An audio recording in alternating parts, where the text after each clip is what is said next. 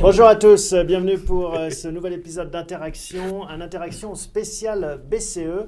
On a le plaisir d'accueillir autour de la table Paul Schroer, Agnès Delors pour nos amis d'Acer Finance, les gérants et puis l'analyste en face, très en forme aujourd'hui, vous allez le voir, Hubert Tassin, qui va tout de suite nous livrer son analyse de ce qui s'est passé du côté de Francfort hier.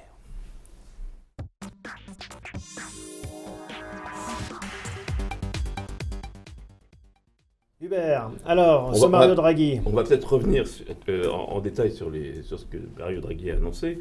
Il a tapé, il avait dit je vais taper en mars, il a tapé encore plus fort que ce qu'on croyait. Baisse de 10 centimes du taux de refinancement, 0%. Du taux d'enrose. On ne peut pas aller plus bas, là. Ah si, on peut très bien. Non, il dit que non. Il dit non, justement, c'est ça qui a fait. C'est ça. Alors, je finis. Bon, les mesures, on va y revenir. Sur le communiqué, très très forte hausse de la bourse, plutôt forte hausse du dollar. Et puis au fur et à mesure que la conférence s'est développée, on est reparti exactement dans l'autre sens, ce qui fait plus de 5% d'écart entre le plus haut et le plus bas sur le CAC 40 par exemple. Un dollar qui est tombé à 1,08, qui a fini à 1,11 et des poussières même de taux d'écart. Donc grosse déception, qu'on a évidemment forcément du mal à comprendre, entre l'explication de texte et le texte lui-même, on ne comprend pas ce qui s'est passé. Il y a justement ce que vous avez dit, c'est qu'il a dit, dans l'état actuel des choses, on n'ira pas plus loin. Mais ça va de soi, parce que dans l'état actuel des choses, il va aussi loin qu'il considère qu'il faille aller.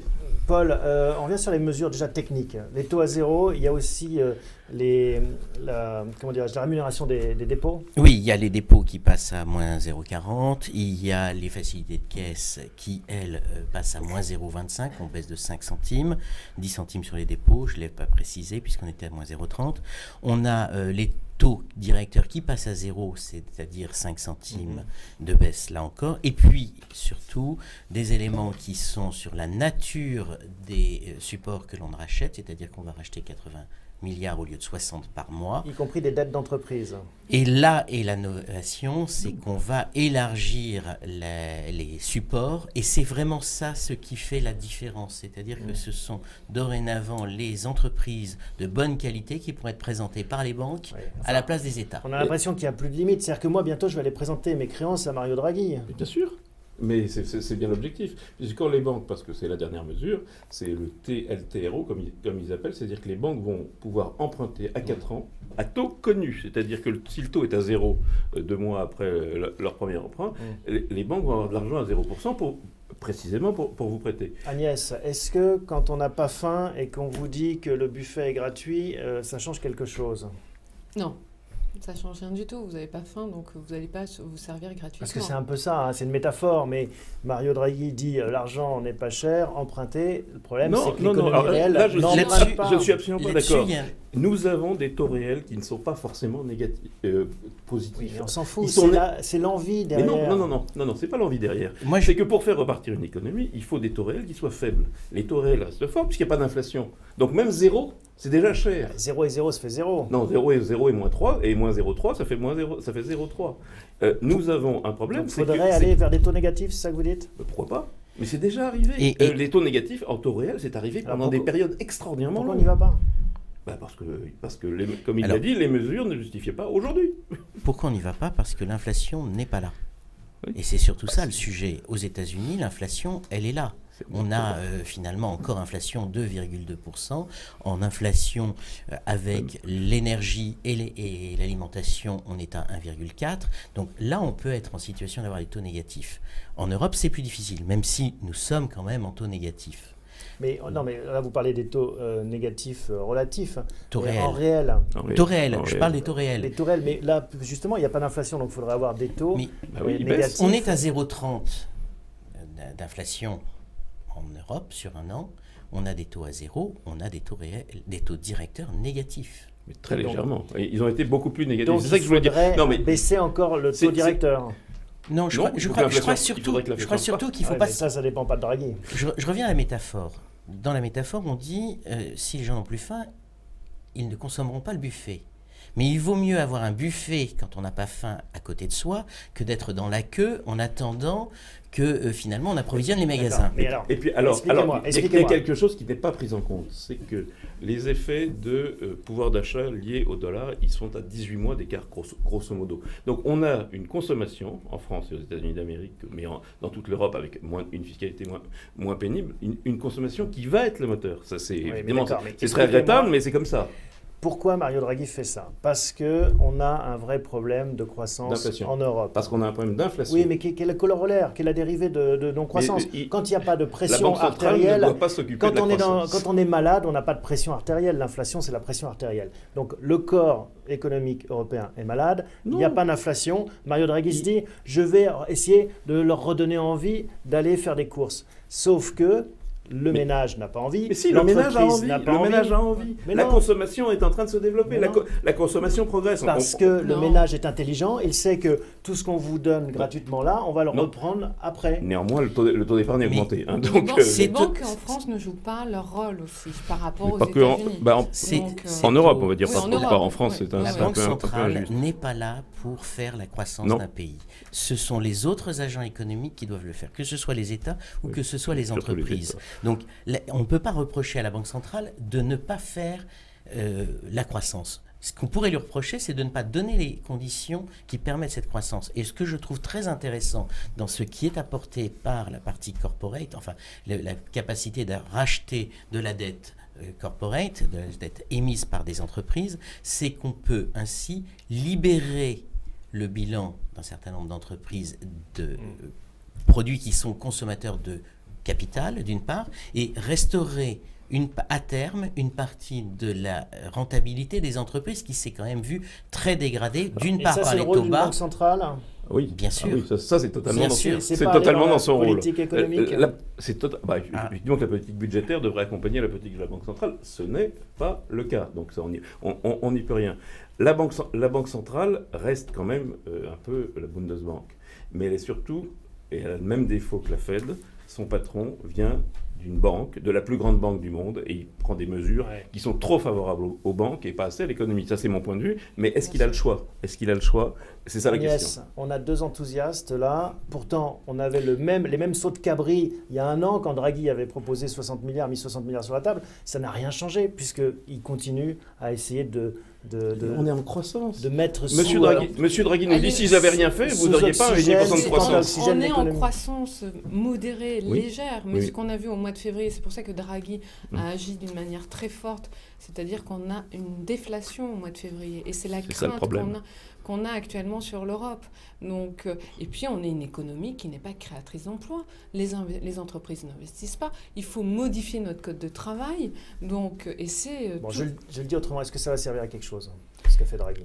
Oui, ça va servir à quelque chose. Il faut aussi qu'on ait les matières premières qui remontent aussi. Je pense qu'on arrive sur une stabilité aussi des cours, des commodities et du Brent. Mais ça va servir. Moi, je crois que ça, c'est indépendant. Personnellement, je pense que... Vous êtes d'accord sur rien aujourd'hui? Non, je pense que c'est indépendant. Les matières premières peuvent se stabiliser, peuvent continuer à rebaisser un peu, continuer à monter un peu, mais c'est indépendant du cycle dans les pays développés qui tire la croissance, c'est-à-dire les États-Unis d'Amérique et l'Europe. Ce qui fait la différence avec ce qui se passait il y a un an, c'est qu'il y a un an, on achetait encore un peu de temps, puisqu'on n'avait pas encore l'union bancaire.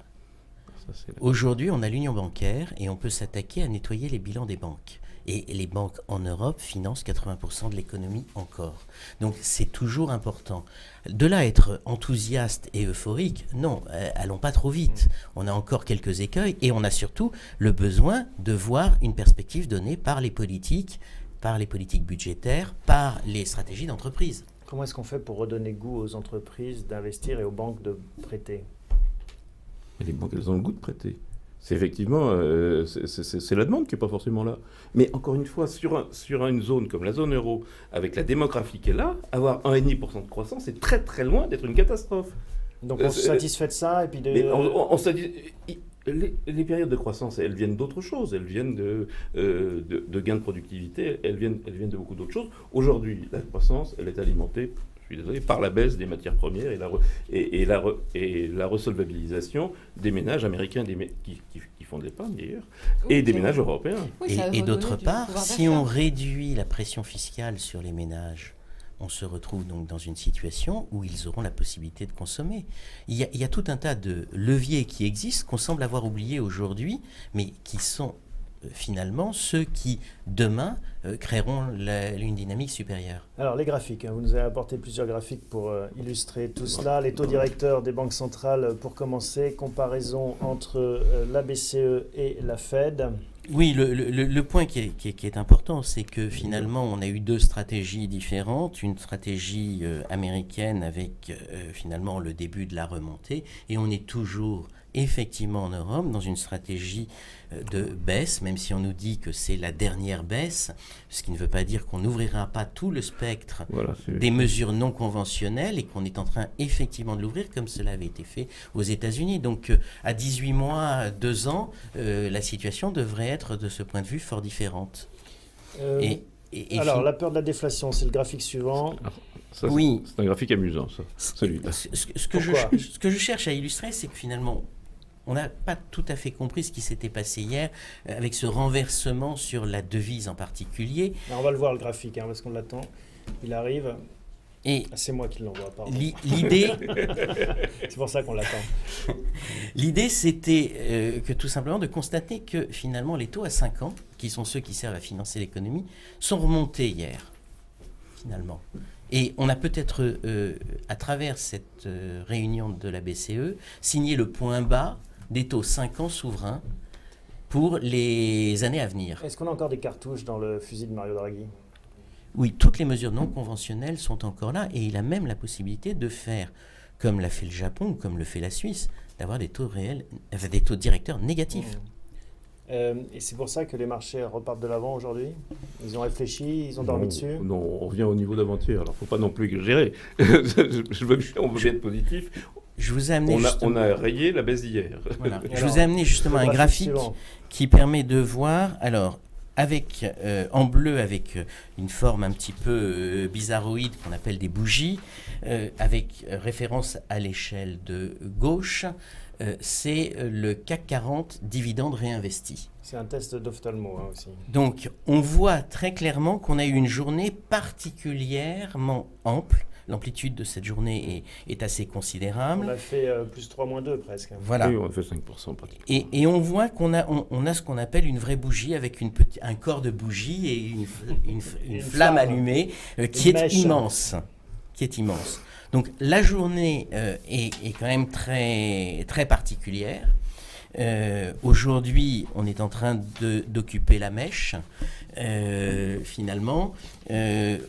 Bon, globalement, ça veut dire qu'on a bloqué sur un niveau qui est certainement durablement établi, c'est-à-dire pour durablement en ce moment, c'est plutôt quelques semaines, et qu'on a de ce fait posé une rupture. On a eu l'occasion de le dire plusieurs fois, ce fameux 4006 pour le CAC 40, c'était l'ancien plancher, ce qu'on appelle un support, et c'est devenu la résistance. Et d'ailleurs, c'est à l'approche de ces 4006, il se trouve qu'hier on a réagi, donc on a un passage très très fort qui justifie qu'un peu en dessous, il y a une consolidation. C'est quelque chose d'assez logique. Et le point qu'on a atteint, c'est assez amusant, est exactement 0,618, un chiffre qui est apprécié des analystes chartistes. C'est Fibonacci, non ? Oui, entre autres. C'est en fait juste entre 5011 du point haut et 3892 du point bas. Ce qui veut dire qu'on a marqué une journée très particulière hier et qu'on devrait avoir plutôt une stabilisation horizontale et pas une envolée fantastique du marché. Alors juste sur la fin de ces histoires de banque centrale, il y a une question qui est une question pas seulement théorique, qui est est-ce que les banques centrales servent à quelque chose ? C'était la question que posait Thomas. Et aujourd'hui, on voit bien que Mario Draghi, dans sa conférence de presse, a dit si j'avais pas fait, ça aurait été pire. Et que la Réserve fédérale dit la même chose.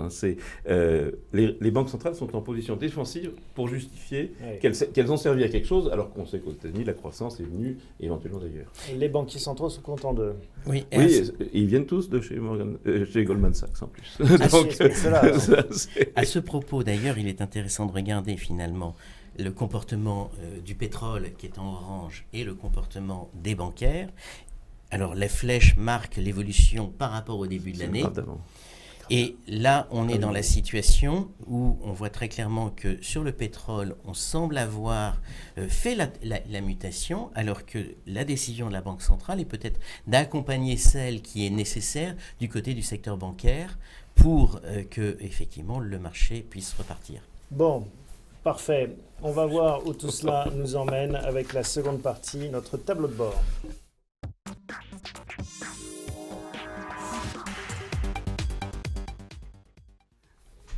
Alors, on commence tout de suite avec le tableau des feux. Pas mal de mouvements cette semaine. Des beaux mouvements.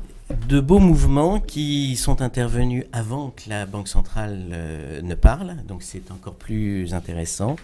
Une amélioration un peu sur tous les fronts de la dimension comportementale, et on retrouve un feu vert sur le niveau de dispersion des performances, ce qui veut dire que les choses s'améliorent. Dynamique des corrélations. Alors là, justement, je pense que c'est le zoom de la semaine. C'est le zoom de la semaine. C'est pas, cet indicateur ne change pas, mais je pense qu'il est intéressant de regarder quel est le niveau de corrélation, ce qui permet d'expliquer la volatilité intraday. C'est-à-dire qu'en fait, il n'y a plus de discernement pour différencier telle valeur ou telle autre dans ces mouvements-là. On est exactement à la même situation que celle qu'on a eue dans les périodes de crise. On retrouve les niveaux de la crise de 2001. D'ailleurs, c'est intéressant, que ce soit sur le marché américain ou sur le marché européen, sachant que le marché européen est à des niveaux qui sont proches de ceux de la crise de l'euro. Bon, et sans surprise, on va découvrir que l'on reste en mode 3. De toute façon, on n'a pas les autres graphiques, on les a perdus, on les a jamais eus. On n'en a qu'un, c'est le mode 3. Quoi qu'il arrive... c'est en dessous. En dessous, il y a les évolutions. En fait, M. Draghi nous permet d'éviter de passer en mode 4, certainement. C'est en tout cas ce que lui considère. Bon, allez, on enchaîne avec les performances.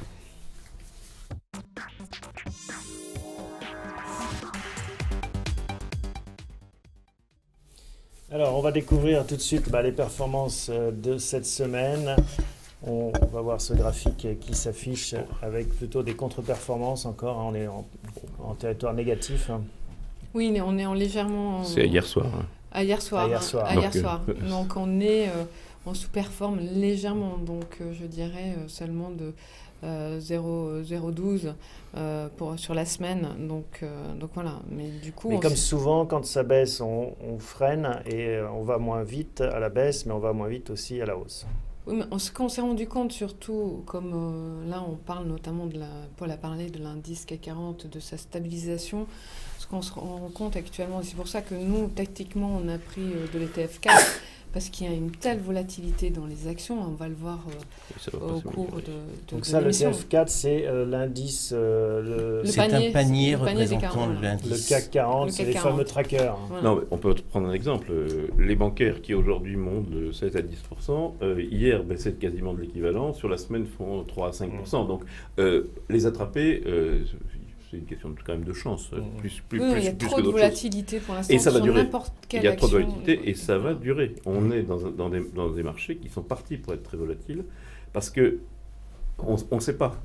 Quand le président de la Banque centrale dit je fais le maximum valeur aujourd'hui, ça veut dire qu'est-ce que je ferai demain, il n'en sait rien. C'est l'impression qu'il donne. Et c'est aussi pour ça qu'on a un peu la trouille. Les secteurs, on va voir cette semaine. Donc là où on a sous-performé notamment, donc ça a été bien sûr le secteur dit cyclique, donc des TMT, excusez-moi, et notamment par l'effet de Lagardère, qui hier, Lagardère a perdu plus de 13%. Elle a été victime surtout d'interrogations sur sa stratégie, mais malgré l'annonce d'un bénéfice en hausse de plus de 80%. Et puis le départ peut-être de son directeur financier, Dominique Dinin. Oui, exactement. Oui, il était là depuis 24 ans. Oui. Mais la maison... C'est lui qui a tenu la maison... Qui a amené Arnaud Lagardère à en être le patron, qui a tenu la maison au moment où ça s'est agité. C'est le dernier des barons qui garantissait qu'il y avait une stratégie. Maintenant, il y a une stratégie purement patrimoniale. Alors, c'est pas forcément négatif, comme on l'a déjà dit, à terme, exactement. Mais il n'y a pas de stratégie industrielle, il y a une stratégie patrimoniale. On va pas faire la discussion peut-être tout de suite sur Lagardère. En tout cas, on peut noter que c'est un sale temps pour les directeurs financiers en ce moment. Voilà. On y reviendra après. Alors, sur les secteurs... on a pas mal de baisses. On a Lagardère, on a Carrefour, on a EDF. Donc, alors, sur les secteurs, on voit bien, notamment dans le côté défensif. Donc, nous, ça a été, on a sous-performé, notamment avec l'impact de EDF, et Engie. Dans le secteur des TMT, je viens de le dire, c'est Lagardère. Et puis, on a dans le secteur, notamment consommation cyclique.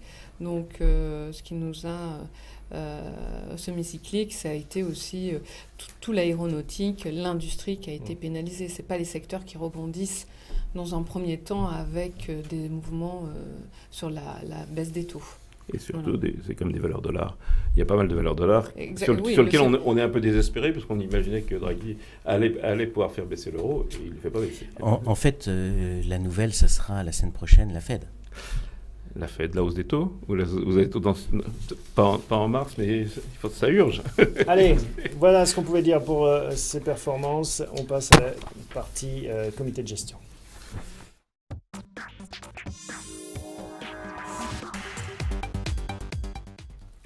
Alors, avant de rentrer dans le vif de l'actualité microéconomique, on va voir les arbitrages récents, les derniers arbitrages. On n'a pas fait grand-chose, si ce n'est dans la semaine. On attendait un message très fort de la part de Mario Draghi. Et donc, on a plutôt investi, notamment d'un point de vue tactique, dans un ETF banque, qui regroupe toutes les banques européennes. Qui aujourd'hui est un très beau pari, si on avait fait les comptes ça fait 2 fois. Vendredi midi. Vendredi midi, c'est un très beau pari. Donc, ça fait 2 fois et qu'on intervient... Donc, on a une approche vraiment large, là, c'est sur des secteurs, pas sur des actions. Exactement. Voilà donc ce qu'on peut dire. Sachant que sur le système bancaire, on a un problème, c'est qu'on a des banques françaises très solides et des banques européennes, et notamment allemandes, qui ont des situations beaucoup plus compliquées. Donc les ETF peuvent sembler sous-performer par rapport aux agricoles, la BNP par exemple. Alors, du côté du portefeuille, voilà, donc le portefeuille, on voit en effet Lagardère. Donc, on va pouvoir en effet parler de Lagardère maintenant. Pas de stratégie industrielle, une stratégie patrimoniale, c'est ça le message, Hubert C'est le message qu'Arnaud Lagardère fait passer. Mais c'est pas nouveau, ça, non plus.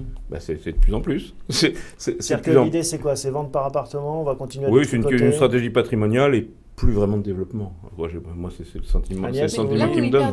Là où ils étaient mauvais, c'était notamment dans le sport. Oui. Tout le monde s'est moqué de lui et c'est là où il fait un beau score quand même dans la branche du sport, des médias sport. Là où déception notamment, ça a été dans l'édition, donc dans l'e-book, c'est là où ils perdent de l'argent. C'est très compliqué. Très compliqué. Malgré l'accord avec Amazon, où il y a eu une entente sur les prix, où ils ont remonté leurs prix, mais du coup, il y a eu une baisse notamment... Et puis la vente d'une partie des machines, des vaches à lait. La vente de la distribution de journaux en Belgique, qui était une vache à lait absolue. Oui, alors, évidemment qu'on vend cher, puisque c'est de l'actualisation des taux d'intérêt qui sont très bas. Mais donc...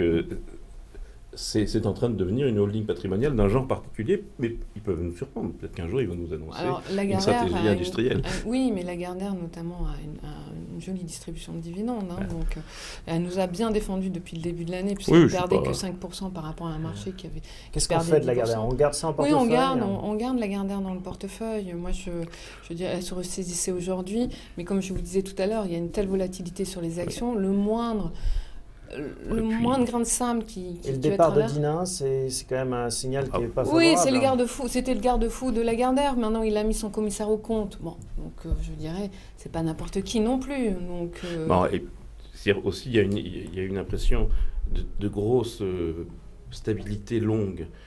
Avec la nomination. Donc, Dinin est sorti du comité de gérance, mais le comité de gérance reste avec le même président qui est Arnaud Lagardère et les mêmes adjoints. On voit pas ce qui donne du ressort. Donc, le ressort, c'est la sous-évaluation boursière qui est réelle. Oui, je pense que c'est ça. Oui, on a une belle décote. On est value, comme on dit. Oui, exactement. Bon, on le disait, donc la transition, c'est les directeurs financiers. Thomas Piquemal aussi, qui quitte EDF. Oui, donc ça, c'était l'annonce de... Dimanche soir. Il est un peu en désaccord, notamment...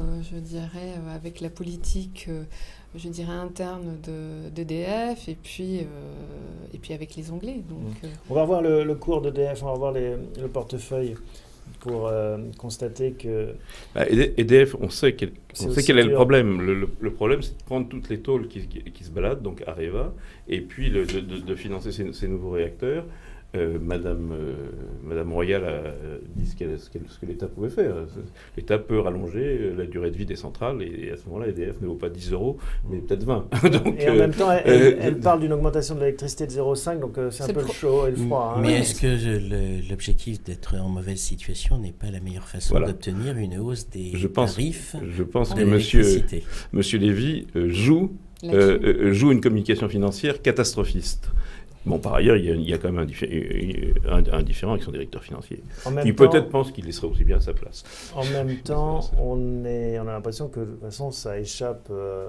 c'est de la politique, ça échappe à tout le monde. Oui, c'est de la politique, mais il y a un actif. Et le gouvernement peut très bien changer la vapeur. Oui, changer la vapeur, il y a des centrales qui tournent, qui produisent, il y a un vrai actif. Avec un prix du pétrole quand même qui handicape beaucoup des acteurs comme EDF et comme Engie, à 26 €, 25 € le kilowattheure, ça fait mal. Alors, pour les prix de l'électricité, effectivement... Mais qui est corrélé au prix du pétrole. Qui est corrélé au prix du pétrole. Qui prix de revient actuellement. Oui, on a de toute façon, et tous ces groupes sont confrontés à la transition énergétique qui passe par le fait qu'il va falloir accepter que les prix soient plus bas. Alors, on dit depuis un certain temps que le prix devrait se stabiliser pour le pétrole entre 40 et 65, mais plutôt dans la deuxième partie de l'année pour nous que tout de suite. Il y a quelque chose qui est très bas, c'est le charbon et le gaz. Et pour l'exportation d'EDF, par exemple, le charbon et le gaz, qui sont les fournitures de l'Allemagne, jouent quand même encore plus bas que le pétrole. Il y a 3 problèmes. Il y a un problème de prix des matières premières qui tire le prix du marché vers le bas, un problème de transition énergétique qui oblige à changer le mix et à faire des investissements, et un problème aussi de surcapacité, tout simplement, avec une demande qui est moindre. Tout à fait. Mais dans le cas d'EDF, je pense qu'il faut quand même... On a un regard européen avec un conflit entre une Allemagne qui doit abandonner le charbon après avoir abandonné le nucléaire et une une France qui est peut-être un peu trop nucléaire et qui ne peut pas nécessairement réduire son nucléaire si rapidement et si brutalement. Et puis les décisions qui ont été annoncées lors de la COP21, qu'il ne faut pas oublier, 100 centrales à construire en Chine, 10 en Arabie Saoudite, 4 en Algérie, ça veut donc dire que finalement EDF n'est pas si mal placé que ça. Très très bien placé. Il est stratégiquement très bien placé, mais il y a un problème politique. Et donc le problème politique en France prend toujours des proportions. Et l'actionnariat est peut-être dans une position qui est un petit peu alambiquée par rapport à la stratégie de l'entreprise de long terme. Mais je pense que l'actionnariat, c'est-à-dire l'État, a tout intérêt à ce qu'EDF aille très bien. Donc, à terme. Alors, autre dossier, Crédit Agricole. Vous aimez bien Crédit Agricole, Hubert? Crédit Agricole, heureusement, agréablement surpris. Plutôt, hein, c'est un des rebonds de la semaine. À aujourd'hui, il gagne 5,5%. Donc, le Crédit Agricole, le problème, c'est que c'est une banque extrêmement solide, mais qui a mené une restructuration suite à un montage invraisemblable qui était de gouvernance. CASA, c'était un montage, c'était ce qu'on appelle le centralisme démocratique, c'est-à-dire que CASA nommait les directeurs des caisses régionales qui nommaient le directeur. Donc et donc on a vu ce que faisait le centralisme démocratique dans d'autres pays. Contrées. Ce qui s'est passé, c'est que cette restructuration valorise le Crédit Agricole, pas du tout le prix du marché. Et ça, on s'en est quand même rendu compte. Oui, mais enfin, je n'aime pas du tout Crédit Agricole. je sais, moi j'aime beaucoup le Crédit Agricole. Donc voilà, c'est vrai qu'elle a annoncé un plan à horizon à 2019, donc du coup avec notamment une réduction, un plan d'économie important, une synergie. Alors enfin, il arrive ce que les investisseurs escomptaient, donc une synergie, comme vous dites, avec les différentes caisses régionales. Voilà. C'est-à-dire pas une synergie, c'est les patrons. En fait, on achète de la caisse régionale, on n'achète pas Crédit Agricole et ça, qui est une espèce de banque d'affaires auquel on ne comprend pas grand-chose. Mais Paul va peut-être nous départager, peut-être au profit à votre profit. Non, mais c'est pour le Crédit Agricole. Oui, on reste sur le Crédit Agricole, mais on en a encore en portefeuille ou pas? Parce qu'il y a tellement de lignes. Non, on n'a plus du tout. Mais on a des banques. On a des banques et c'est la meilleure banque française de très loin, à mon avis. Non, Paul, le problème du Crédit Agricole, c'est que le problème du Crédit Agricole, c'est une banque, c'est un groupe qui est excédentaire en trésorerie. Et donc, c'est pas ce que M. Draghi cherche à aider aujourd'hui. Puisqu'à moins 0,40 le dépôt, ils perdent de l'argent. Ils perdent de l'argent. C'est exact. Mais en fait, je crois que sur les... Il vaut mieux être une banque ruinée, comme les Allemands ou les Italiens ou les Espagnols, qu'une banque extrêmement solide comme le Crédit Agricole. En ce moment, oui. Voilà. En ce moment, oui. Ça paraît paradoxal. Mais... Et c'est intéressant pour voir ce qui peut se passer sur l'Italie dans les semaines qui viennent, justement. Mais malgré tout, on a acheté du Lyxor Bank. Ça veut dire qu'on croit quand même à un rebond bancaire? Non, c'est-à-dire d'un point de vue tactique, comme l'indice, les bancaires sont assez représentatifs dans notre indice, donc qui est de plus de 12% ou 16, je ne me rappelle plus, oui, 12%. Donc qui n'est pas négligeable quand le marché commence à monter.